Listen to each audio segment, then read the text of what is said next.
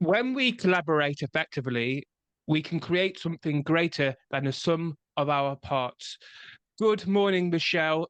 Can you explain more? Good morning. I was quite before my life-changing experience.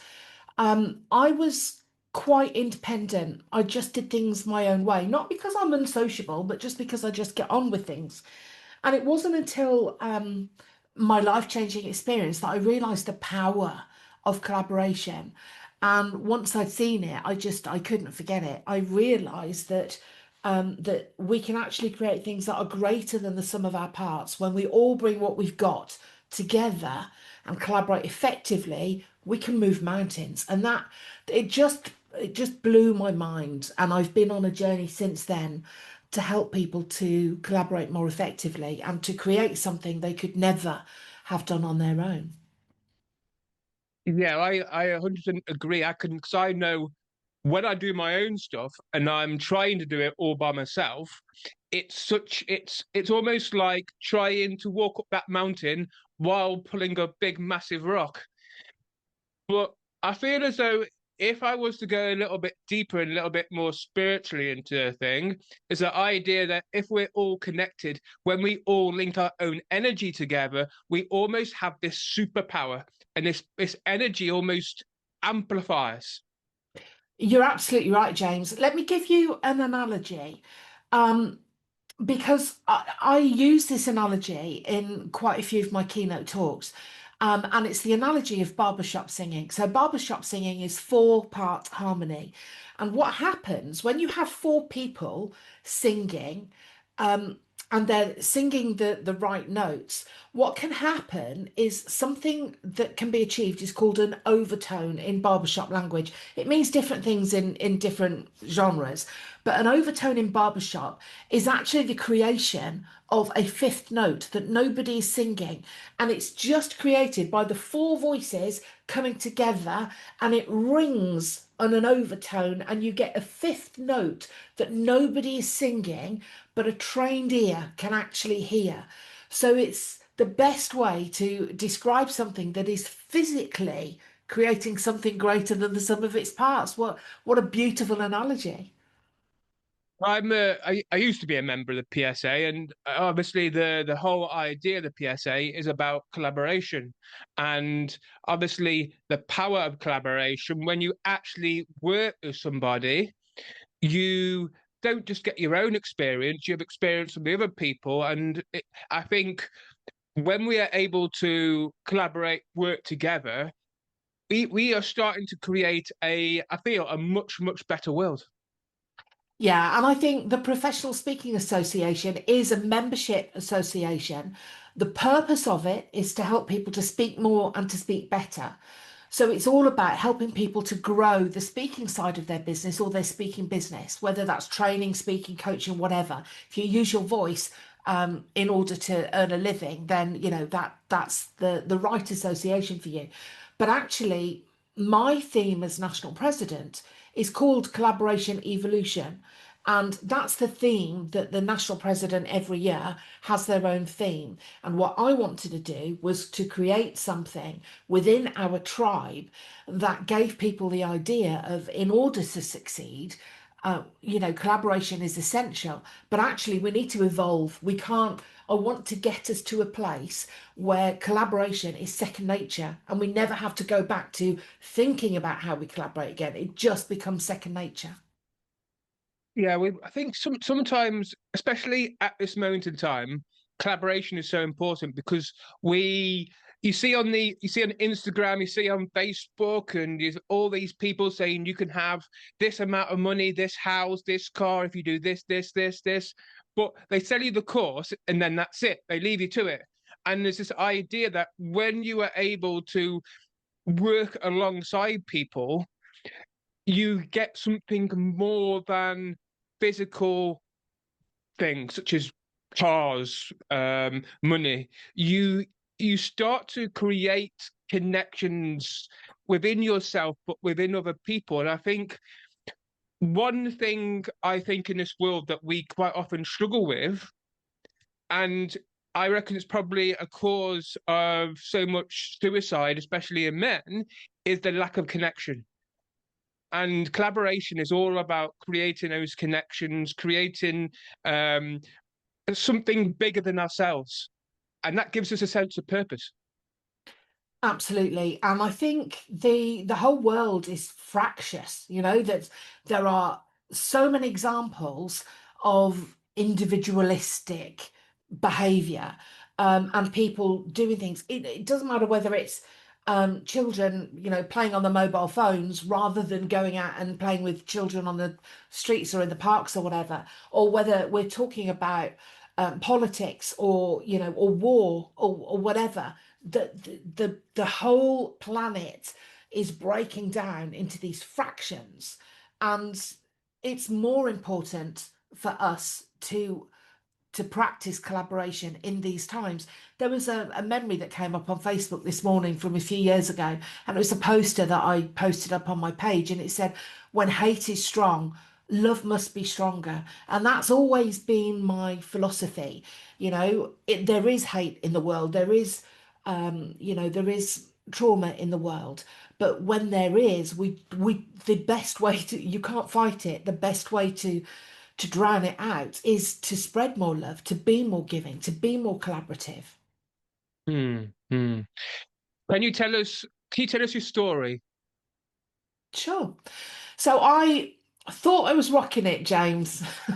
I was a young CEO at 32 years old. I became a CEO and I was winning every single award going. And I thought that was my purpose. Had 14 staff, winning all these awards, one of the youngest companies in the country to gain investors in people. And I went on a few holidays in order to celebrate, learnt to dive in the UK, and then our dive team decided to go on a Christmas holiday. And that was in 2004. And we went on a diving holiday to Sri Lanka, and we got caught smack bang in the middle of the Boxing Day tsunami. So we were in Hikkaduwa in Sri Lanka, and it was the second worst hit place on the planet after Indonesia, which was the epicenter. So 250,000 people lost their lives immediately. Another 500,000 people were injured and ill, and countless people died afterwards as a result of that.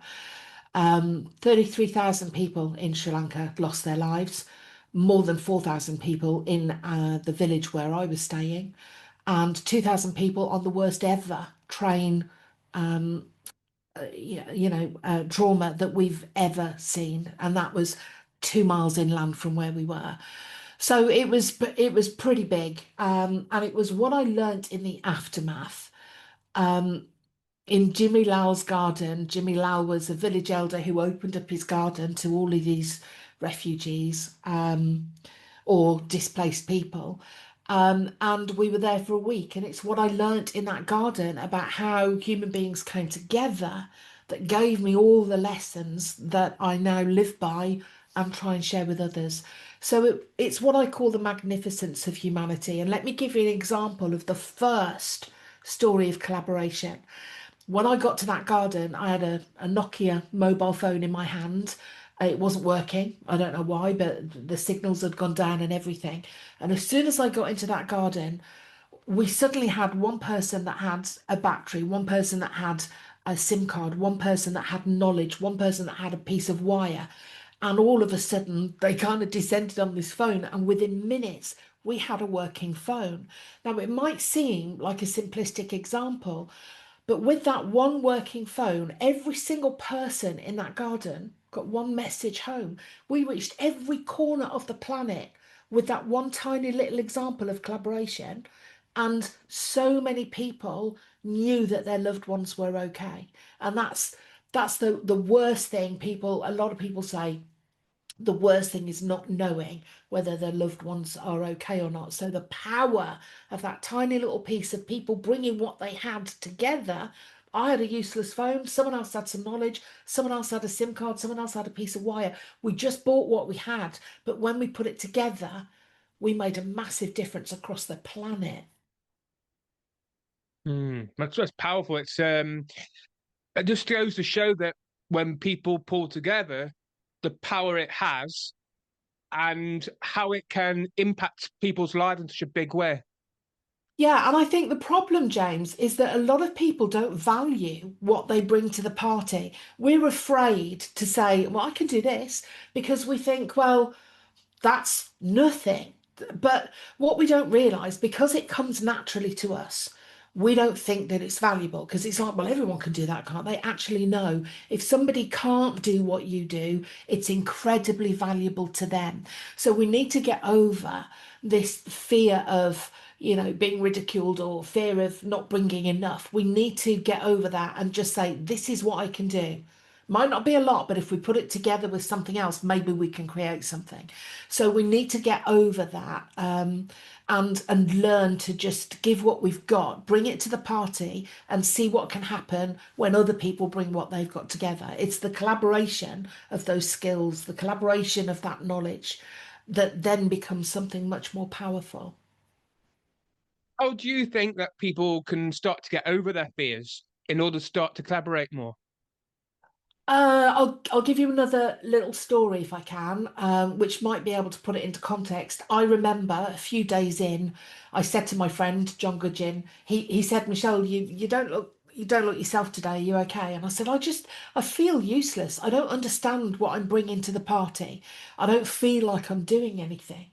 And he said, Michelle, are you mad? And I said, what? Tell me. I don't see it. And he said, Michelle, if people are low, you're the one that's raising their spirits. You're the one that's, making them smile. And I'm like, oh, great. So I'm a clown. Is that all I've got to bring to the party? And he said, no, it's more than that. He said, when people are broken, when they're crumbling, you're the one that is whispering in their ear and calming them down. It's the communication.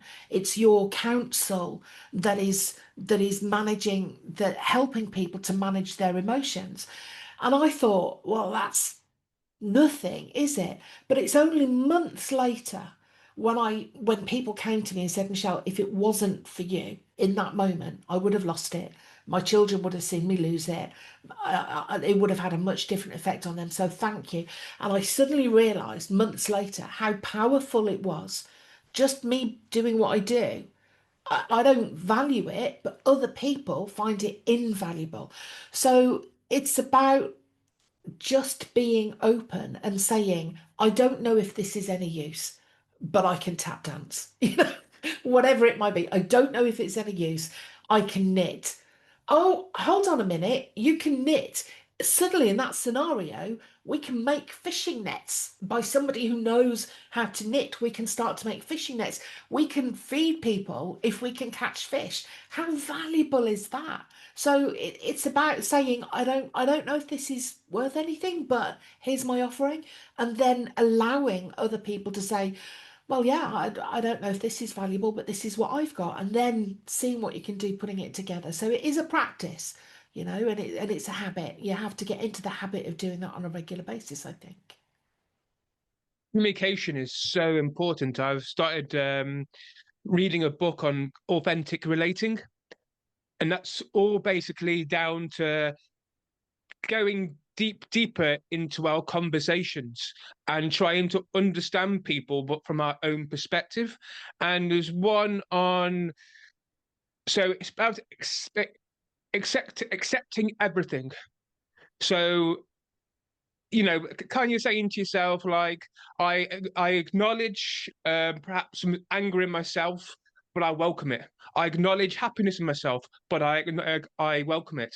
And it's these kind of things that, so maybe I acknowledge fear and I welcome it, because there's all these parts of ourselves that we don't like about ourselves or we're afraid to kind of acknowledge, but actually underneath the surface, these can become almost our superpowers because we start to accept everything.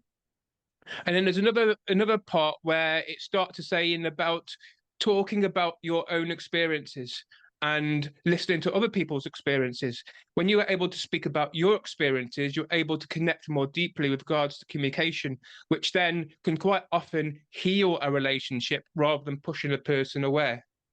So after the tsunami, where did you go from there? So I look back and it looks like a really tidy timeline, and it wasn't. It was so higgledy-piggledy. What happened was I went back to my business because I had 14 staff, and I felt a responsibility. I felt a responsibility for them paying their mortgage and for their kids to have food in the fridge and shoes on their feet. I felt a responsibility, but what had happened is my all of my values had been recalibrated. I'd been woken up to what was important to me, and it certainly wasn't running my marketing business. I didn't think once about my sales figures whilst I was stuck out there. I was thinking about my family. I was thinking about playing Scrabble with mum and dad. I was, thinking about my mum-in-law's roast potatoes and her roast dinners, and all those little things that are so important. So all of my values have been recalibrated. But because I'd gone back to doing something that I thought, was my purpose, it broke me. So eventually, over a long period of time, I just got iller and iller and iller. It started off with me being sick every time I was going to work, and the doctors said it was some kind of reflux disease or something like that, and put me on some gastric tablets and stuff like that. It didn't stop. It's my subconscious saying this is the wrong path. And it was almost like things were thrown at me, until I fell down and couldn't get up. So I had slip discs, which I got in a tsunami. I had the only form of cancer that is not caused by the sun, the only form of skin cancer that's not caused by the sun. I had delayed PTSD, fibromyalgia, the worst eczema on my hands and my feet you've ever seen. I'd had an internal infection which had stopped me ever being able to have children. And I had everything, sleep apnea and all sorts. And it just, to the extent where I couldn't make it from the bed to the sofa in one go. I was flat on my back.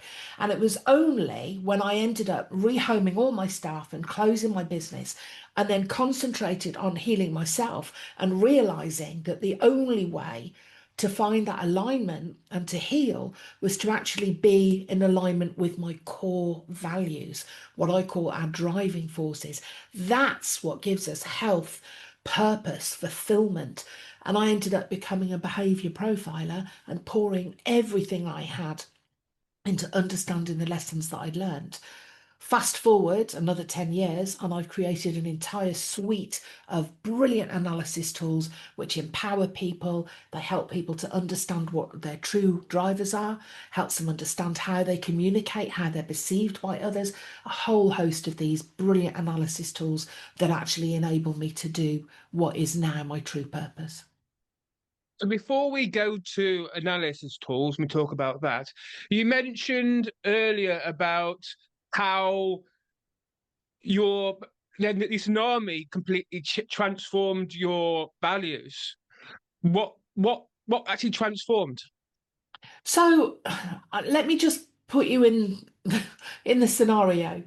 We're sitting there, we've just gone through the biggest natural disaster in our living history, and I'm sitting there and I didn't once think about my sales figures. I didn't once think about, whether my team were hitting their targets and whether my clients were satisfied. It's not, didn't think about that at all. And it was realizing that actually in the worst adversity I'd ever been through, it almost felt like a weight had been lifted off my shoulders. I was sitting there going, there's nothing I can do. There's nothing I can do about this situation. So for the first time ever, I was not in control, and I just had to go with the flow. And it was realizing that actually the things that were important to me, if we get back alive, then this is what I'm going to do differently. If I get back alive, this is what I'm going to make sure I do on a regular basis. And work can just go and jump. And we started a charity when we got back home. We started the Hickadoo Village Fund, and I was the PRO, and all I wanted to do was spend time in the charity, was to look after orphans and help people rebuild their lives in Sri Lanka. That's what I was driven to. I now understand that my core driving forces are social and aesthetic, and it's all about helping other people, empowering other people. And what I was doing in my business was nothing like that. Hmm. You mentioned that suddenly you lost all control because I if you look in the world, quite often people love to be in control of their lives, or they think they love to be in control of their lives, but in fact, they get so uptight when things don't go to plan because I need to control this. How was it when you first realized that you weren't in control, and what was the moment that changed that? Um, I think when you're when the entire world turns upside down and you don't know what's going on, and you see this huge body of water that is now surrounding you and is we were in a hotel room when it hit, and all of a sudden from our third floor hotel room I could literally, reach down and touch the water. It was so high, and everything that you knew about the seaside was completely turned upside down on its head. you know um Everything that was in the ocean is now all around you. So there's no choice. It's a big bomb, a truth bomb. This is a different reality. So you have to scrap everything that you've held on to in terms of your beliefs and and all that kind of stuff, and just say, okay, what do I do? How do I survive this? How can I help? And suddenly you're at the mercy of what's happening rather than being able to control it. There's no better way to describe it. Is the fact that circumstances made me, you know. Hmm. So, for those people that you work with who perhaps have this idea of trying to control everything, how do you work with them to relinquish and kind of start to surrender? I think there is a particular behaviour type that likes to be in control. And it's really important that we don't try and change people's behaviour types, but we just need to help them understand why they feel like that. And if they understand that there is a reason they feel like that, they can often reason with themselves and say, okay, I feel like that, but actually I can't be in control. And it could be something as simple as getting in a car and sitting in the driving seat and saying, I'll drive. And actually, when that person isn't driving and they're in the passenger seat, have you noticed how they're the worst passengers? They're the ones that stamp on the invisible brakes and are like, oh, because they want to be the person driving the car, not because they're selfish and not because they're controlling, but because they trust themselves. They trust their driving skills to be able to look after everyone in the car. So it's understanding the reason that we want to be in control over something. And that can quite often help quell the desire to be in control. You just say, well, I know that I want to drive the car because I know that I'm a good driver and I can keep everyone safe. But actually, you're a good driver as well, and you can probably keep everyone safe. So I'm going to button my mouth, let you drive, and just try and contain it a little bit. So it could be something as little as that, and it could be something as big as, as not being able to control what's going on in your business. It's just one of those things. Understand each other, understand yourself a little bit more, and then you can placate the desire to a certain extent. Now, I can. So, there's times in my life where I've tried to control things, and what I've noticed is the more that I try to control, the more that I get uptight, the more anxious I get, the more fearful I get, and so I've had to over the last probably I don't know 5, 6, 7 years, I've started to kind of let go and surrender.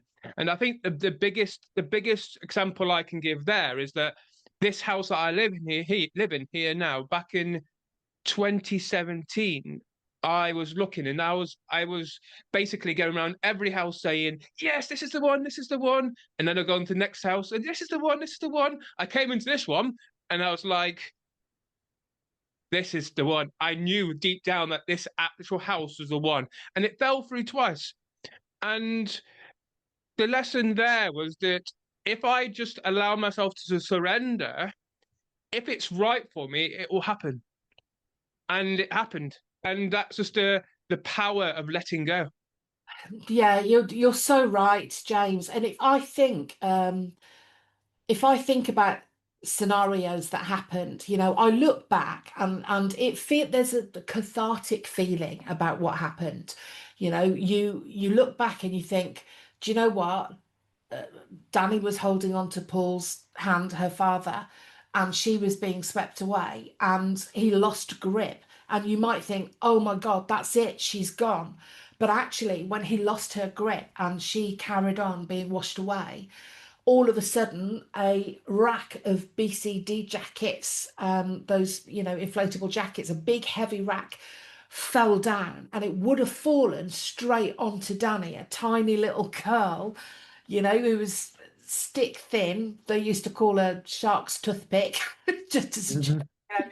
tiny little thing. She'd have been flattened. So actually, it was the right thing to do. So that letting go, he didn't let go on purpose, but actually that letting go was the very best thing that could have happened. She survived, he survived. And that might not have been the scenario if that rack had fallen on top of them. And there are so many thousands of instances that you see almost in slow motion. If that hadn't have happened then, that would have resulted in something completely different. So there is that belief that, okay, I'm stuck in a traffic jam. Maybe I'm not meant to arrive at that time. I can't get to the meeting in time. Maybe there's a reason for that. I don't know, but I do have this spiritual side of me that says, okay, I hear you, angels. I'm just going to sit tight. You know? Yeah, yeah. So going back to your analysis tools, can you explain that a little bit more? Well, I've written a whole suite of analysis tools. I started off being a behavior profiler, using other people's tools, and it got to the stage where I wanted more from my tools. I was doing behavior profiling tools, and I was realizing that actually that question's wrong. It's eliciting the wrong answer, and I'm delivering the analyses in front of a team full of people, and they're saying, "Well, I've got that written about me, and I've got that written about me. We're completely different people." So the tools weren't good enough. So I decided that I wanted to go right back to the originator, and I went back to William Moulton Marsden's work and what he really meant by the words that he used, in my opinion, and I rewrote it. And one of the things that I'd realized is that we are driven by an unseen force. So even though you can see somebody's behavior style, quite often we don't know what motivates them. And again, these are lessons that I learnt in the aftermath of the tsunami, watching people behave and act in ways that I wasn't necessarily expecting, and realizing there's not an awful lot that we can do to uncover that. So I created a tool that will allow you to understand what your own core driving forces are within 7 or 8 minutes. None of this rubbish about saying it's going to take 7 years, 10 years for you to understand your purpose and your drivers. No, it doesn't. That's the postman. Sorry, can't do a lot about him. That's all right. Yeah, so go away. Thank you.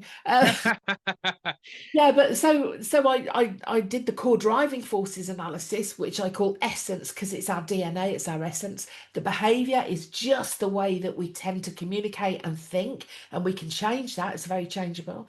I've got another tool, the only analysis tool I know of that allows you to covertly read someone else for the sake of building rapport. I wrote it initially for salespeople because my background is sales.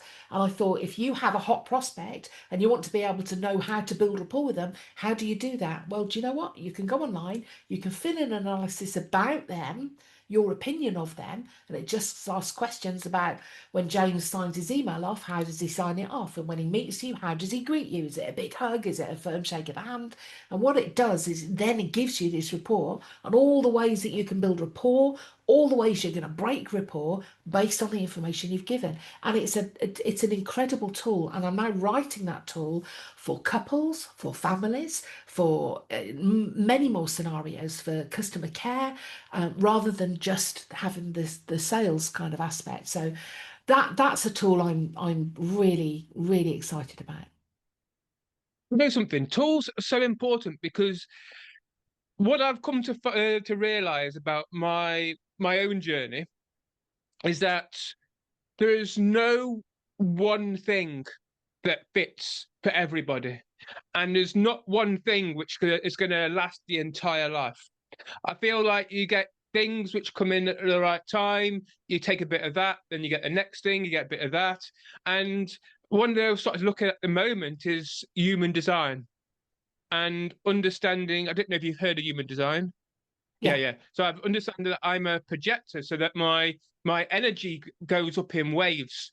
And so it's understanding that I can't do an 8 hour day because my energy would be whacked. But also knowing that there'll be times when I might have to go and have a nap to boost my energy. And sometimes I think we can get so caught up in one thing, and that almost becomes our our savior, our God. But then I found that human design, not getting too caught up in it or wrapped up, but allowing myself to take what I need and then kind of disbanding the rest. And that really helps me. And so I can imagine your tool would be great for people to pick up, to see their behavior style, to see other people's behavior style, say, okay, that works, that works, that works. Let's take them, let's go and yeah, and move on from there. I think my tools are designed because I'm known as the people reader, and I didn't realize I was only diagnosed a couple of years ago with ADHD, but now it all makes sense. The reason I read people so easily is because I have this hypersensitivity to everything about, somebody's energy and their micro facial expressions, their behavior, the words they're using. I pick up on that hypersensitivity, but I didn't realize that when I wrote all these tools. I'm just going, well, I can do this. How can I help you do it? So I've got all these courses, CPD qualified courses on reading other people. But for me, the analyses are actually the evidence, because I can sit here and talk to you and I can tell you all this stuff. But unless you actually do your own analysis and then have a Mm. 28-page report that you can read through, that's the evidence, and it's there written on paper, and they are remarkable. And when people read them, they're like, I cannot believe that you've got all this information after just 10 minutes of me filling out this analysis. But I think the important thing, James, with my tools is that you shouldn't just read them and put them in the drawer, because that's a vanity tool. That's not Mm. use to anyone. What you need to do is you need to get it out. You need to read the results every single day for a minimum of 28 days and understand who you are, how you communicate, why you don't get on with certain people, why you're drawn to others, because that's the only way that you can grow and evolve. Otherwise, it's just a vanity tool. It's just, oh, it says that about me, isn't that lovely? And then you put it away. It's pointless. Pointless. You've got to implement it. If you don't implement it, there's no point. Yeah, it was 100%. It's like anything. It's like human design. It's like authentic relating. All these different tools. It's all very well reading a book about it and then going on to the next book. But you've got to do it. And one thing I'm doing at the moment is there's a lady called Taylor Eaton, and I'm going to have her on, I think, in a couple of weeks. She talks about so he talks about money, but from an energetic point of view. Yeah. And one of the 28, 21 day programs that we're doing at the moment is quantum jumping. So she's doing a quantum jump into the money manifesting. I felt an urge to quantum jump into abundance of love. And what I'm finding is the more that I jump into the quantum jumping of abundance of love, the more actually people are turning around and talking to me, the more I'm able to go and give people so there's a girl at a desk a till the other day, and I think she looked very new. She was quite nervous, and I said to her, "You're doing an amazing job," and that moment gave her a smile. And so is that able to interact with people back and two, but from a space of abundance of love. But it's about implementing that into your daily practice. Yeah, and it's until you gave me that example, I was struggling a little bit because I struggle with manifestation, and I particularly struggle with money because I don't reconcile with that. My utilitarian core driving force, which is about money and everything, is very, very low, and that's because my social is high, and they're kind of opposites. And so, it doesn't resonate with me when you're talking about, quantum jumping and and manifestation, I find it a little bit woo-woo. And that's really Mm. bizarre because some people would look at behavior profiling and think that's a bit woo-woo. I'm like, no, it's a science, and here's the proof. But actually, other people have a different opinion of it. So thank you for giving me that explanation. It makes it much more palatable for me. There are still certain areas where I'm thinking, yeah, that's a stretch too far for me. You know, somebody was talking to me the other day, beautiful girl that I've just met. We just resonated so much, and then she started talking about, are you a starseed? And I'm like, whoa, that's a little bit too far for me. I can't. But it's not that I'm not interested. It's just that I'm not there yet. You know. Yeah. And I have one foot very firmly in science, and the other one kind of like pokes around spirituality and stuff. But I've got to tell you one thing, James. I have had my best year of speaking ever this year, and there is no rhyme or reason. There is no rhyme or reason. Suddenly I'm getting more booked. Suddenly I'm getting better bookings, bigger bookings, more regular bookings, and there's no rhyme or reason. I've been speaking for 20 plus years. So why is it suddenly turned around? It's not because I've sat there and manifested it. It's not because I've changed in any way, shape, or form that I can see. I have no idea what's caused it. Do you know what? I'm just going to go with the flow and say thanks. Keep it going, you know? Yeah, as you said earlier on, it's the unseen force, I think. Something bigger than ourselves. Maybe it is something in the way that you deliver your message that resonates with people. And this is, you know, although I've been a professional speaker for more than 20 years, I didn't speak about the tsunami or what I learned in the aftermath of the tsunami until maybe 7 years ago. Because for me, the story is not important. The story is just the wrapping paper. Unless you understand the lessons that you're going to leave people with, it's pointless. The gift is the lessons, and the story is just the wrapping paper. So it was only maybe 7 years ago that I started talking about it. And a lot of people say, oh, you've done a TEDx, so I'll watch that. And I go, oh, no, please don't. It's the first time I ever spoke about it. And I look at what I deliver now and what I delivered in my first ever TEDx on the same subject, and it's a world apart. A world apart. So maybe there is something in my delivery that is resonating with people and making them, you know, the Mm. head of global consulting for BAE Systems saying, Michelle, you opened up our conference. That was magnificent. I'm going to change the way I speak now based on watching you. And I'm just like, whoa, that's bizarre. How have you noticed how you've evolved? So as you've started to do this analysis tools and used it and behavior change with yourself and others, how have you noticed your evolution? I'm much more accepting of others, whereas before I would have gone, yeah, I don't get on with you. We've got different values. There's almost this element, and I talk about it now, James, when people say, you don't share my values, therefore you're my enemy. That's what causes wars, you know. Actually, realizing that our values come from our first 7 years of life when our brain is learning at a faster speed than ever, and you realize that it's due to your upbringing, your experiences, your culture, your background, your religion, what your caregivers teach you. That's what forms your core driving forces. So if someone else has got different core driving forces, it just means they have a different perspective. They had different experiences, a different upbringing, different culture, background, religion. They had different caregivers teaching them different things. It doesn't mean they're your enemy. It means that they can teach you a perspective that you're not aware of. So actually Mm. embracing that, and like you said earlier on, accepting that and trying to work out how you get on, that's the key, you know, rather than creating these silos of saying, yeah, I don't get on with you, I don't get on with you, this is where I live. No, it's about that collaboration is, I guess the tools help everyone to collaborate better because it shows you how people are likely to perceive you and why you feel certain ways about other people. You know, it's not a difference in animals, you know, it's just a difference in behavior or perception. It's as soon as you mentioned that, I picked up the words collaboration, because we can get too caught up in our own little worlds, and it's almost puts a sideline to what's going on.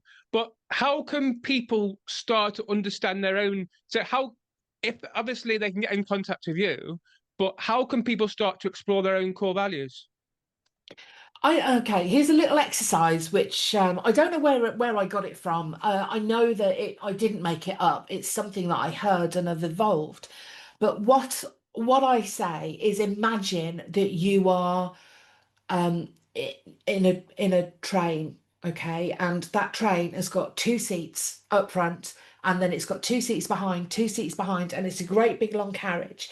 Now you sit at the front, and who do you want by your side? What do you want by your side? What are the things that you can't live without? And after that, what is in the two seats behind you? And what's in the two seats behind them. So if you make a list of all the things that are important to you and a list of all the people that are important to you, and then start to put them in order, it will help you realize what you can't live without. And what you can't live without are the things that are most important. That might sound a little bit simplistic, but I'm a simplistic kind of girl. Um, from my own perspective, what I've noticed over time is how my values have changed as I've evolved. Because I think quite often my initial values when I started, they'd be more, perhaps from my own personal perspective, egotistical. So I'd want money, I'd want a good job, I would want a loving family. But as I've evolved and gone on this path, what I've come to notice is that my values are turned from that to love, to freedom, to um, uh, what are the other ones? Playfulness and things like that.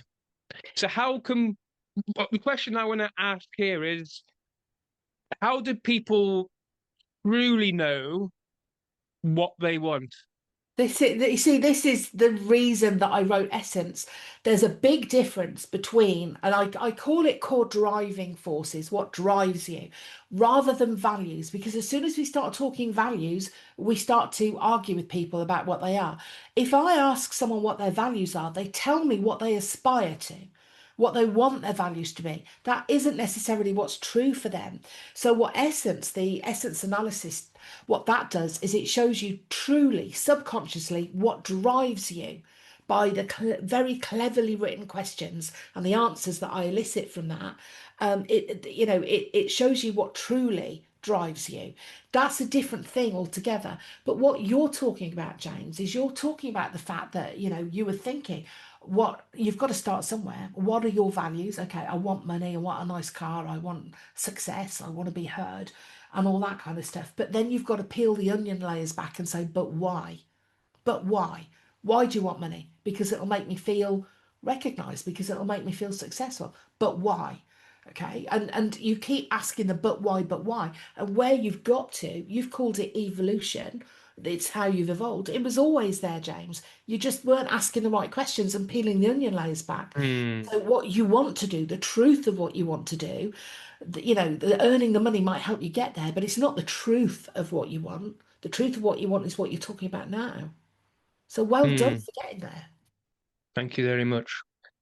Because it's in this world, I think it's also partly, I think society kind of almost quite often in school dictates that you need to, yeah, go and do education, go and get a job, go and get married. And I suppose it's still dated 100 plus 200 years ago. But it's just, we are getting to this place of collaboration, of turning our world from things like war and prosperity and people being poor and that kind of thing, and it's about us taking that collaboration and moving it into a place of abundance of. And when I say abundance, I could mean abundance of love, it could be abundance of prosperity, it could be abundance of life, it could be anything like that. But love, family, connection, and all these things. And I think I fully believe we're heading in the right direction, but there's still plenty of work to be done.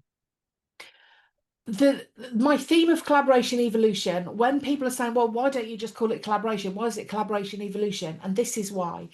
We start to learn how to collaborate more effectively. We start to learn how powerful we can be when we put all of those good things together, and we start to realize how important that collaboration is. But human beings are like elastic bands. We bounce back so quickly.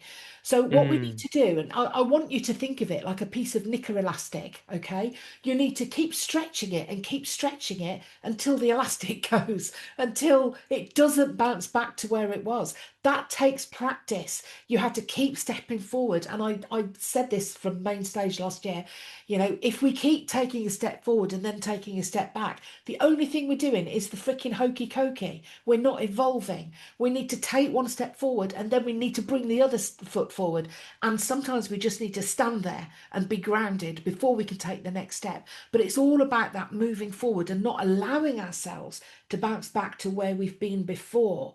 And that is true in society. When we look at what's happening with, with equality and an acceptance of each other, we are seeing the entire world step backward, taking steps backwards. And it's like, why are we taking a step backward? We moved past this, we got somewhere. Let's evolve. So, and I was invited by Moving Ahead, an agency that is very dear to me. We have a brilliant relationship.